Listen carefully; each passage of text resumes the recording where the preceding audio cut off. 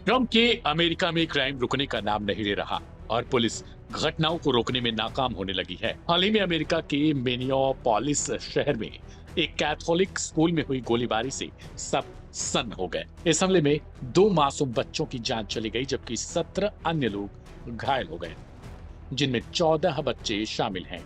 घटना उस वक्त हुई जब छात्र सुबह की सामूहिक प्रार्थना में हिस्सा ले रहे थे।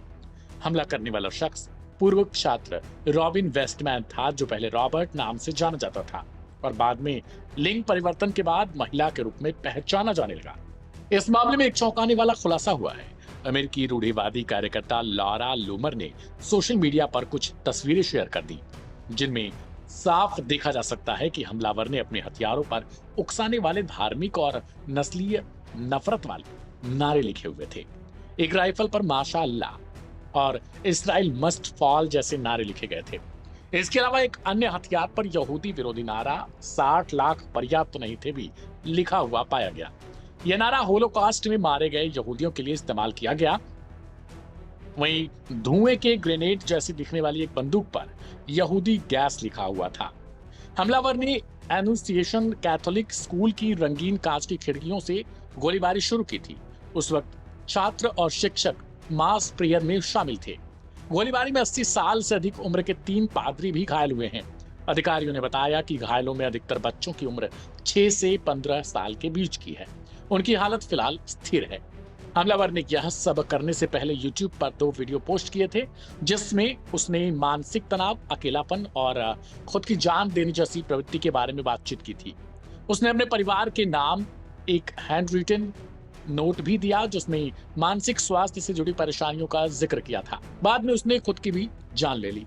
घटना को गंभीरता से लेते हुए FBI ने इसे घरेलू आतंकवाद और कैथोलिकों के विरुद्ध घृणा अपराध करार दिया है।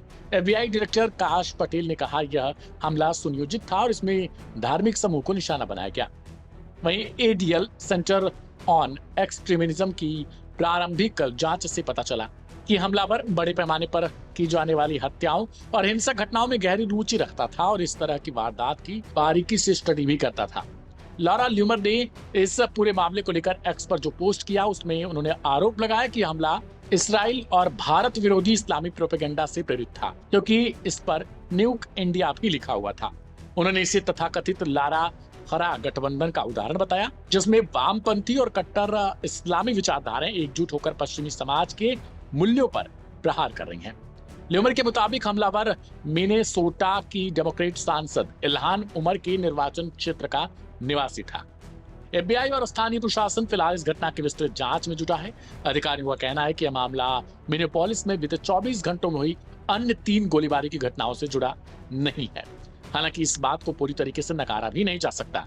इस बीच अमेरिकी राष्ट्रपति डोनाल्ड ट्रंप ने घटना पर गहरा शोक व्यक्त किया और देश भर में राष्ट्रीय ध्वज को आधा झुकाने का आदेश जारी किया। उन्होंने पीड़ितों और उनके परिवारों के प्रति संवेदना भी व्यक्त की। कैथोलिक समुदाय, अभिभावक और समाज के अन्य वर्ग इस त्रासदी से बेहद आहत हैं। यह घटना केवल एक गोलीबारी नहीं, बल्कि एक ऐसा हमला है जिसने बच्चों और विश्वास और मानवता तीनों को गहरी चोट पहुंचाई है।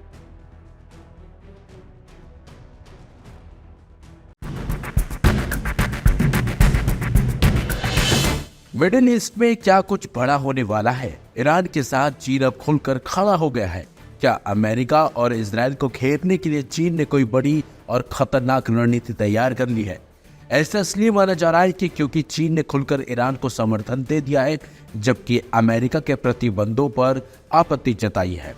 रूस ईरान चीन की बढ़ती नजदीकियों से नई वैश्विक चुनौती उभरती हुई नजर आ रही है। ईरान के बढ़ते परमाणु कार्यक्रम को लेकर जब पश्चिमी देशों में चिंता गहराती जा रही है, उसी समय चीन ने तो ईरान के पक्ष में खड़े होकर पश्चिम को एक तरफा दबाव से बचने की सलाह दी है। बीजिंग ने 2015 के परमाणु समझौते को फिर से बहाल करने की वकालत की है। यह घटनाक्रम वैश्विक शक्ति संतुलन में एक बड़े बदलाव की ओर संकेत करता है। चीन ने हाल ही में अपने आधिकारिक बयानों में स्पष्ट किया है कि वह परमाणु समझौते का पूरी तरह समर्थन करता है। बीजिंग ने अमेरिका और यूरोपीय देशों को चेतावनी दी है कि वे ईरान पर स्नैपबैक प्रतिबंध लगाने से बचें, क्योंकि इससे क्षेत्र में तनाव और बढ़ेगा। चीन की प्राथमिकता है बातचीत के जरिए समाधान। पिछले कुछ सालों में चीन ने पश्चिम एशिया में आर्थिक और कूटनीतिक प्रभाव बढ़ाया है। 2023 में सऊदी अरब और ईरान के बीच हुए समझौतों में चीन की भूमिका ने उसे एक विश्वसनीय मध्यस्थ के रूप में स्थापित किया है। अब ईरान संकट में उसकी सक्रियता उसकी दीर्घकालिक नीति का हिस्सा मानी जा रही है। अमेरिका प्रभुत्व वाले वैश्विक ढांचे को चुनौती देना, रूस जो यूक्रेन युद्ध के बाद पश्चिम से अलग थलग पड़ा है, उसने ईरान के साथ रक्षा और तकनीकी सहयोग बढ़ाया है। चीन और रूस के बीच पहले से मजबूत रिश्ते हैं। अब जब ये दोनों देश ईरान का समर्थन कर रहे हैं तो ये गठबंधन एक वैकल्पिक वैश्विक शक्ति केंद्र के रूप में उभर रहा है। दरअसल अमेरिका चाहता है कि ईरान परमाणु हथियार विकसित ना करे। इसके लिए अमेरिकी प्रतिबंधों और सैन्य दबाव की नीति पर जोर दे रहा है वो। लेकिन चीन और रूस का संयुक्त विरोध इस नीति को कमजोर कर रहा है। अमेरिका को अब अपने यूरोपीय और क्षेत्रीय साझेदारों के साथ मिलकर एक नई रणनीति तैयार करनी होगी। ईरान परमाणु संकट अब केवल एक क्षेत्रीय विवाद नहीं बल्कि वैश्विक शक्ति संघर्ष का केंद्र बन चुका है। चीन का कूटनीतिक हस्तक्षेप, रूस का सैन्य सहयोग और ईरान की जिद ये संकेत कर रहे हैं कि एक नया बहुध्रुवीय विश्व बन रहा है।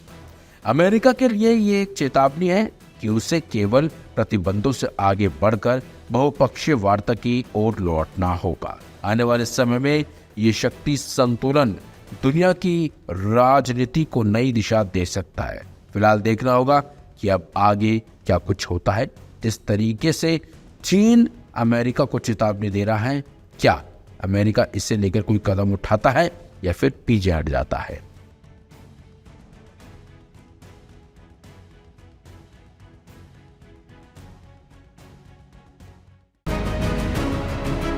ईरान ने आतंक के खिलाफ बड़ी जीत दर्ज करते हुए एक बार फिर से अमेरिका और इस्राएल को आंतरिक चोट पहुंचाई है।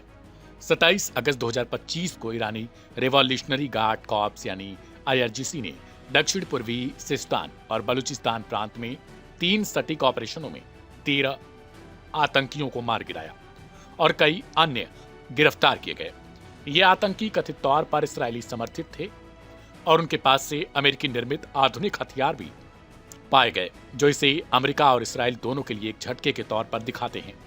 सिस्तान और बलूचिस्तान प्रांत में चल रहे विद्रोहों और आतंकी हमलों के बावजूद ईरानी सुरक्षा एजेंसियों की यह जीत एक महत्वपूर्ण सफलता है, जो क्षेत्र में स्थिरता और सुरक्षा के लिए एक आश्वासन के तौर पर देखी जा रही है।